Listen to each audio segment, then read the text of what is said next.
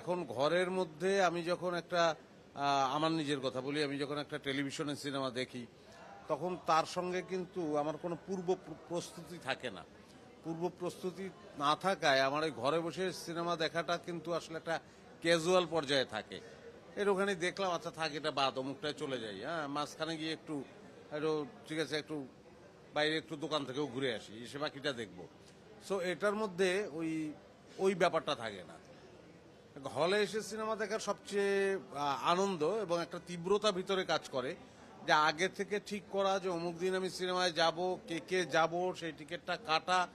আসলে সেই আনন্দের শুরুটা হয় কিন্তু ওই রিক্সায় করে হোক বা যেভাবেই হোক, এই যে হলে আসা, ওই যাত্রা থেকেই কিন্তু সেই আনন্দের কি বলবো, হ্যাঁ এটা মানে প্রারম্ভিকা কিন্তু ওখানেই তৈরি হয়। তারপরে সেখানে সিনেমাটা দেখে তার যে সে যখন তৃপ্তিটা পায় তখন সেটা কিন্তু আসলেই বিনোদন হয়ে ওঠে। কারণ আমাদের আসলে বিনোদনের জায়গাটা সত্যিই বললাম সংকুচিত। আমি কথাটা এত ভেঙে বললাম এই জন্য যে আমাদের আসলে ঘরের মধ্যে এই বিনোদনটা হয় না, যেটা আসলে হলে আসতে হয়। এই নিয়ে যে কারণে আমরাও একটু টেনশনেও থাকি যে আমরা একটা সিনেমা বানালাম, আমরা চেষ্টা করলাম আমাদের দর্শক দেখুক, আমরা সবাই অভিনয় করলাম, এখন একটা লোক এত কষ্ট করে এত সময় বের করে তারপর টিকিট কেটে ছবিটা দেখতে এসে সে যদি হতাশ হয়, তো সেটা আমাদের জন্য লজ্জার বা দুঃখের।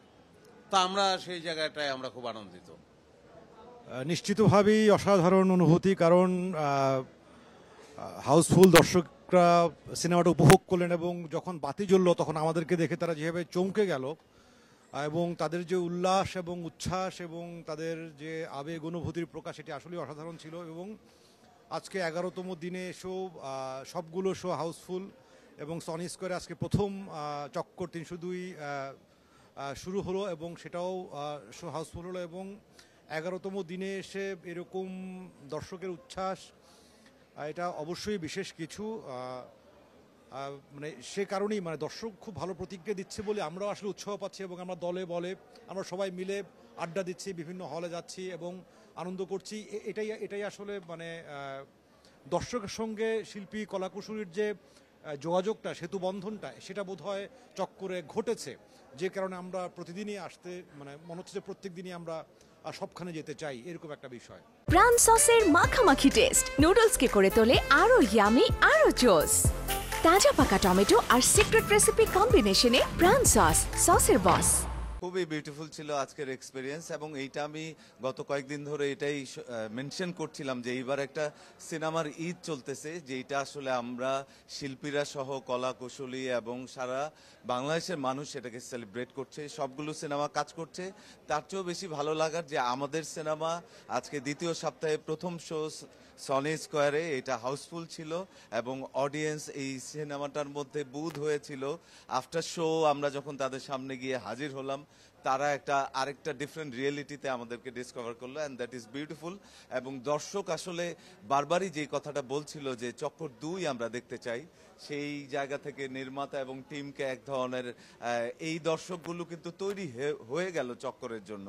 তো আমি বলবো যে যারা এখনো চক্কর আপনারা দেখেন নাই, তারা দ্রুত আসলে চক্করে পড়ে যান, কারণ এই চক্কর আসলে আমরা বহু দূর এবং মহাচক্করে নিয়ে যাওয়ার একটা পায়তারা করতেছি। সেই জায়গা থেকে বাংলাদেশের সিনেমা এগিয়ে যাক, বাংলাদেশের সবগুলো সিনেমা কাজ করছে এবং মিডিয়া ইন্ডাস্ট্রির একটা নতুন ভাইব তৈরি হচ্ছে, কারণ আমরা একটা লম্বা সময় দেশের ক্রান্তিকালের মধ্যে দিয়েছিলাম গত 6-7 মাস। সেইটাকে কাভার করার পরে মানুষ আসলে তার মতো করে একটু তার বিনোদন বা তার খুশির জায়গাটা খুঁজে নেওয়ার চেষ্টা করছে, এবং সেইটার একমাত্র মাধ্যম বাংলাদেশের চলচ্চিত্র। তো চলচ্চিত্রর জয় হোক, চক্করের জয় হোক, সবাইকে ধন্যবাদ। খুবই ভালো ছিল। এই যে দর্শকদের সাথে সরাসরি যে ইন্টারাকশনের ব্যাপারটা, এটা আমি কখনো এক্সপিরিয়েন্স করিনি, এটা আমার ফার্স্ট টাইম। সো আমার খুবই ভালো লাগছে। আর প্যারেন্টিংয়ের যে ব্যাপারটা বললেন, এটা কিন্তু আমাদের একটা ছবির মাধ্যমে আমাদের পুরো দেশের মানুষকে একটা মেসেজ দেওয়া, যে আমাদের ইয়াং জেনারেশন যেভাবে এই ড্রাগসের মধ্যে জড়িয়ে যাচ্ছে, তো ওদের জন্য একটা ভালো মেসেজ ছিল। তো আমার কাছে মনে হয় যে সবাই যদি আরও দর্শক দেখে, তো আমাদেরও ভালো লাগবে। Firstly, I am very grateful to this team, and এটা একটা অনেক একটা ব্লেসড বলবো আমি নিজেকে, কারণ ফার্স্ট কাজ ছিল এটা আমার ফার্স্ট কাজ ছিল।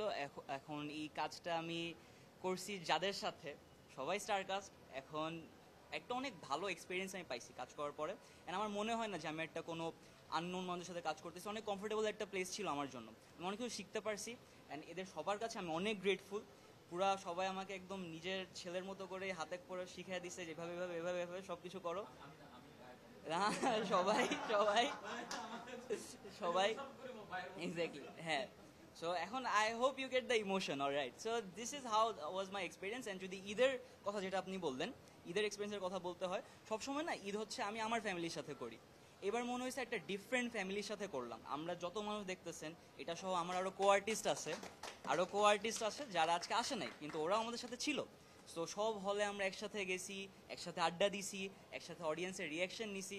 আমার মনে হয় না যে মানে এর চেয়ে ভালো ঈদ আর কিভাবে উদযাপন করা সম্ভব আমি বলতে পারতেছি না আপাতত। তো আমার এক্সপিরিয়েন্সটা খুবই ভালো গেছে।